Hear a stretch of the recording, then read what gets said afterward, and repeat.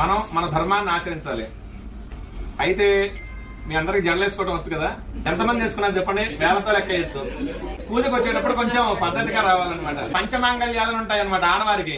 జుట్టు జడ వేసుకొని పూలు పెట్టుకోవడం, బొట్టు పెట్టుకోవడం, మంగళసూత్రాలు, మెట్టెలు, నల్ల పూసలు, గాజులు ఇవన్నీ కూడా ఈసారి నుంచి పూజకు వచ్చేటప్పుడైనా జడ వేసుకొని, బొట్టు పెట్టుకొని, గాజులు వేసుకొని అలా చేస్తూ ఉండండి. ఎందుకంటే మన ధర్మాన్ని మనం కాపాడాలి. ఇప్పుడు మీ పిల్లలకు చెప్పాలనుకోండి, మీరేం చెప్తారు?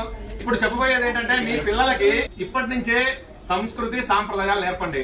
ఇప్పటి నుంచి నేర్పకపోతే తర్వాత వాళ్ళు అలవాటు పడరు. ఇప్పుడు నేను కొన్ని పూజలు చేయడానికి వెళ్ళినప్పుడు వీళ్ళు పెద్దవాళ్ళు ఇక్కడ పూజ చేస్తూ ఉంటారు, పిల్లలు ఏమో బెడ్రూమ్ లోకి వెళ్ళి ఫోన్ నొక్కుంటున్నారు, టీవీ చూస్తూనే ఉంటారు.